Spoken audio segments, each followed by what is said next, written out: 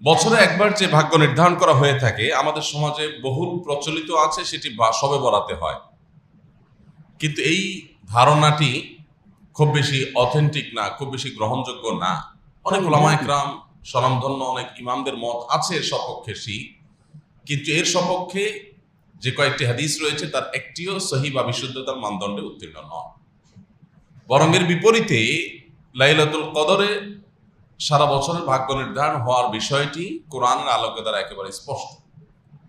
সূরা দুখান আয়াত নম্বর 3 এবং 4 আল্লাহ সুবহানাহু ওয়া তাআলা বলেছেন, ইন্না আনজালনাহু ফি লাইলাতিন মুবারাকা, নিশ্চয় আমি কোরআনকে একটি বরকতময় রাতে নাজিল করেছি। ইন্না কুন্না মুনজিলিন, আল্লাহ সুবহানাহু ওয়া তাআলা বলছেন তিনি এই কোরআনকে অবতীর্ণকারী, তিনি অবতীর্ণ করেছেন এই কোরআনকে একটি বরকতময় রাতে। আর যেই বরকতময় রাতে কোরআন নাজিল করেছেন আল্লাহ তাআলা, সেই বরকতময় রাতের নাম কি? লাইলাতুল কদর। কারণ আরেক আয়াত বলছে ইন্না আনজালনাহু ফি লাইলাতুল কদর, এখানে ইঙ্গিতে বলেছেন আর এক জায়গায় স্পষ্ট করেছেন। তাহলে আল্লাহ বলেছেন যে একটি বরকতময় রাতে কোরআন নাজিল করেছে, অর্থাৎ শবে কদরে কোরআন নাজিল হয়েছে। ফিহা ইউফরাকু কুল্লু আমরিন হাকিম, পরের আয়াতে বলছেন সেই রাতেই, যে রাতে কোরআন নাজিল করা হয়েছে সেই রাতেই সব গুরুত্বপূর্ণ বিষয়সমূহ ধার্য করা হয়। পরিষ্কার একেবারে যে মানুষের ভাগ্য নির্ধারণ হয়ে থাকে লাইলাতুল কদরে, এবং জমহুর বা বেশিরভাগ উলামাদের ইমামদের মতো এটাই, যে লাইলাতুল কদরে মানুষের ভাগ্য ঠিক হয়ে থাকে। যাই হোক, আমাদের সমাজে শবে বরাতে মসজিদে আমাদের অনেক বেশি ভিড় হওয়ার একটা বড় কারণ হলো আমরা জানি এটি ভাগ্য নির্ধারণী রজনী। সো আমরা এই এক রাতে আল্লাহর ইবাদত বন্দেগী, চোখের পানি, দোয়া দুরুদ করে সারা বছরের যদি ভালো থাকা যায় তো মন্দ কি? এক রাতের দোয়া দরুদে যদি সারা বছর ভালো থাকা যায়, এটা তো ভালো প্রজেক্ট, লাভজনক প্রজেক্ট, লাভজনক ডিল হয়ে গেল। সেজন্য আমরা সাধারণত এই রাতে বেশি মসজিদে ভিড় জমাই। আল্লাহর মাগফিরাতের আশা যদি ভিড় জমাতাম তাহলে আলহামদুলিল্লাহ, সেটা তো অনেক ভালো ছিল। এমনকি মাগফিরাতের জন্য একদিন কান্নাকাটি করে সারা বছর সব গুনাহ, সব পাপাচার রাস্তা খোলা রাখলাম, এটা মাগফিরাত পাওয়ার কোনো পদ্ধতি না। সন্দেহাতীত ভাবে বছরের একটি রাতও ইবাদত বন্দেগী না করে ওই একটা রাতে ইবাদত বন্দেগী করে সেটা অ্যাপ্রিসিয়েট যোগ্য, অন্তত এই টেন্ডেন্সিটা অ্যাপ্রিসিয়েট যোগ্য। কিন্তু পদ্ধতিটা আরো যৌক্তিক হওয়া দরকার, আরো দলিল সমৃদ্ধ হওয়া দরকার, আরো সুন্দর হওয়া দরকার। ভাইরা আমার, আল্লাহ রাব্বুল আলামিন লাইলাতুন নিসফি মিন শাবান বা মধ্য শাবান রজনীতে মানুষকে সাধারণ ক্ষমা ঘোষণা করেন। সাধারণ ক্ষমার এই ঘোষণা কিন্তু প্রতি রাতেও একটা সময় থাকে, হয়তো যেটাকে আমরা লাইলাতুন নিসফি মিন শাবান বা মধ্য শাবান রাত বলছি হাদিসের ভাষায়, আর আমাদের দেশীয় ভাষা যেটা আমরা শবে বরাত বলি, হাদিসের ভাষা না এটা। যে সেই লাইলাতুন নিসফি মিন শাবান বা মধ্য শাবানের রাত, এই রাতে আল্লাহ সুবহানাহু ওয়া তাআলা সারা রাত জুড়ে বান্দাকে সাধারণ ক্ষমা ঘোষণা করেন, হিংসুক এবং মুশরিক ছাড়া। এই সাধারণ ক্ষমার ঘোষণাটা প্রতি রাতেই ভোর রাতে দেওয়া হয়। ভোর রাতে আল্লাহ দুনিয়া আসমানে এসে মানুষকে ডেকে ডেকে সাধারণ ক্ষমার অফার করে থাকেন। তো আল্লাহর ক্ষমা লাভের চেষ্টা এটা প্রশংসনীয়, কিন্তু আমরা আমাদের ভাগ্য সুপ্রসন্ন হওয়ার যে প্রক্রিয়া আমরা অবলম্বন করে থাকি সেটা আসলে ভাগ্য সুপ্রসন্ন হওয়ার সঠিক প্রক্রিয়া না, অন্তত হাদিস কোরআন সেটি বলে না। আজ আমরা সেজন্য আপনাদেরকে এমন কিছু আমল, এমন কিছু কর্মসূচির কথা জানাতে চাই যে আমল এবং কর্মসূচিগুলো আমাদের নসিবে ভালো কিছু যেন লিপিবদ্ধ হয় তার জন্য সহায়ক হবে। আমাদের ভাগ্যে যেন আল্লাহ তাআলা ভালো কিছু দেন, আমরা ভাগ্যে যেন ভালো কিছু পাই, আমাদের সৌভাগ্য যেন অর্জন হয়, ভাগ্য যেন সুপ্রসন্ন হয়, সেটার জন্য কিছু আমল, যে আমলগুলোর মাধ্যমে আল্লাহ সুবহানাহু ওয়া তাআলা আমাদের নসিবে ভালো কিছু দিবেন। সেরকম আমলের ভিতরে এক নম্বর আমল হলো বছর জুড়ে সারা বছর ঈমান এবং তাকওয়ার চর্চা করতে থাকা। আপনি সারা বছর যখন ঈমান আনয়ন করলেন, ঈমান ধারণ করলেন, ঈমানকে নবায়ন করলেন, ঈমানকে মজবুত করলেন, ঈমানকে সুদৃঢ় করলেন, ঈমানের পরিচর্যা করলেন, ঈমানের নার্সিং করলেন, ঈমানের খোঁজ খবর নিলেন, ঈমানের যত্ন নিতে থাকলেন, সেই সাথে তাকওয়া অবলম্বন করলেন। তাকওয়া কি?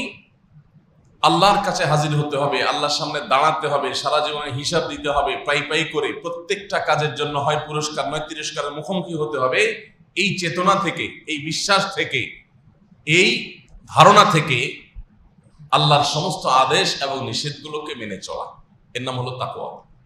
পুরো কোরআন খুললে আপনি দেখবেন কোরআনের শুরু থেকে শেষ পর্যন্ত আমাদেরকে তাকওয়ার ব্যাপারে আল্লাহ তাআলা আদেশ নিষেধগুলো দিয়েছেন যে আমরা যেন মুত্তাকি হই, যেন তাকওয়া চর্চা করি। ওয়াল আকিবাতু লিত তাকওয়া, মানুষের শেষ পরিণাম ভালো হবে তাকওয়ার জন্য। ওয়াল আকিবাতু লিল মুত্তাকিন, মুত্তাকিদের জন্য শুভ পরিণাম হবে। জান্নাত সম্পর্কে বলেছেন উইদ্দাত লিল মুত্তাকিন, এটা মুত্তাকিদের জন্যই প্রস্তুত করা হয়েছে। কোরআন সম্পর্কে বলেছেন হুদাল লিল মুত্তাকিন, এটা মুত্তাকিদেরকেই পথ দেখাবে। গোটা কোরআন দেখবেন যে সমস্ত আয়োজন মুত্তাকিদের জন্য। সেই মুত্তাকি হলো সে যার অন্তরে আল্লাহর ভয় সদা জাগ্রত থাকে। কোনো কাজ করতে গেলে মাথায় চলে আসে আল্লাহ দেখছেন, আল্লাহ তাআলা আমার এই কাজের উপযুক্ত বিনিময়ের মুখোমুখি করবেন, ভালো হলে পুরস্কার, মন্দ হলে তিরস্কার। এই বিশ্বাস, এই চেতনা অন্তরে সদা জাগ্রত রাখা এবং সেই বিশ্বাসের চেতনা আমাকে পরিচালিত করবে, এটা ধারণ করতে পারার নাম হলো তাকওয়া। তো এই তাকওয়া যদি সারা বছর জুড়ে থাকে তাহলে আপনার ভাগ্য, আমাদের ভাগ্য সুপ্রসন্ন হবে, নসিব আল্লাহ ভালো কিছু দিবে। কারণ অচল মেশিন কি আমরা শুধুমাত্র এই মেশিনটা টিকে আছে, টিকে থাকা নির্দিষ্ট সময় পর্যন্ত যে প্রয়োজন আছে সেই প্রয়োজনে যতটুকু যা দরকার আমরা তা করি। এর বাইরে অতিরিক্ত নিয়মিত তেল, মোবিল ইত্যাদি দেওয়া, অতিরিক্ত পরিচর্যা, এটা আমরা অচল মেশিনকে করি না। আপনার একটা ফ্যাক্টরি আছে, একটা অচল মেশিন আছে, কিছু সচল মেশিন আছে। আপনি সচল মেশিনগুলোকে প্রতিদিন একবার করে মুছবেন, পরিষ্কার করবেন, তেল মোবিল তো দেবেনই, বিদ্যুৎ সরবরাহ করবেন, লাইন দিবেন, সবকিছু করবেন। কিন্তু যেটা অচল মেশিন আছে, অচল মেশিনটা অচল মেশিন বলে রাস্তায় ফেলে দিবেন না, থাকার একটা সুযোগ করে দিবেন। অর্থাৎ আপনার কারখানার শেডের ভিতরেই থাকবে, আরো যা যা দরকার মিনিমাম সেটা দিবেন। বাট আসল যত্নটা কিন্তু সচল মেশিনকে মানুষ করে, কারণ এই মেশিন থেকে আমার সারা বছরের প্রোডাকশন আসে, সেটা সচল, সেজন্য এটার প্রতি কেয়ার বেশি করা হয়, স্বাভাবিক। আপনি সারা বছর আল্লাহর ইবাদত করেন না, আল্লাহর নাফরমানি করেন, তাহলে সেক্ষেত্রে আল্লাহ রাব্বুল আলামিন দুনিয়াতে ভালো থাকার জন্য যা দরকার, ঘর বাড়ি, টাকা পয়সা, ব্যাংক ব্যালেন্স, ব্যবসা বাণিজ্য, হয়তো আল্লাহ তাআলা এগুলো আপনাকে দিয়ে দিবেন, ঠিক আছে, এটা না হলে নয়, সেটার নিচে থাকলেন আপনি। বাট আসল যত্ন যেটা, সেটা আল্লাহ রাব্বুল আলামিন তার ঈমানদার ও মুত্তাকি বান্দাদেরকে দিবেন। যেভাবে আমরা আমাদের সচল মেশিনগুলোকে আসল যত্নটা করি, মন থেকে যত্নটা করি, কারণ এখান থেকে আমার প্রোডাকশনটা আসে, আল্লাহর আনুগত্য করে, আল্লাহর গোলামি করে, তারা আল্লাহ রাব্বুল আলামিনের আসল রহমতটা লাভ করে। আর যারা আল্লাহর প্রতি অবিশ্বাসী, তারা দুনিয়ার টাকা পয়সা, ভোগ বিলাস, এগুলো হয়তো মুমিনদের চাইতে অনেক বেশিও ভোগ করে, কিন্তু আসল যে প্রশান্তির মূল চাবিকাঠি, অন্তরের সুখের যে মূল চাবিকাঠি, সেটা আল্লাহ তাআলা তাদেরকে দেন না। এই জন্য সকল যুগে, সকল সভ্যতায়, সব সমাজে আল্লাহর প্রতি ঈমান আনা মানুষগুলো তুলনামূলকভাবে মানসিক প্রশান্তি বেশি লাভ করে, তাদেরকে আল্লাহ তাআলা সুখটা বেশি দান করেন। আর আল্লাহর প্রতি যাদের ঈমান নাই, বেঈমান, তাদেরকে আল্লাহ তাআলা বাহ্যিক উপকরণ অনেক বেশি দেন, কিন্তু তারা ডিপ্রেশনে ভোগে, তাদের মানসিক শান্তি কখনো হয় না। তো এই জন্য আমাদের নসিবে ভালো কিছু আল্লাহ রাব্বুল আলামিন রাখুক, সত্যিকারের প্রশান্তি, সত্যিকারের সুখ, অন্তরের সুখ, সেটা আল্লাহ তাআলা দেখ। এটা যদি আমরা চাই তাহলে বছর জুড়ে ইবাদত বন্দেগী করতে হবে। এক রাতের ইবাদত বন্দেগী কোনো যুক্তিতেই সারা বছর ভালো থাকার জন্য যথেষ্ট নয়। আপনি এক রাত বেশি ইবাদত করতে পারেন, কিন্তু বছর জুড়ে আপনার ইবাদত বন্দেগী করতে হবে।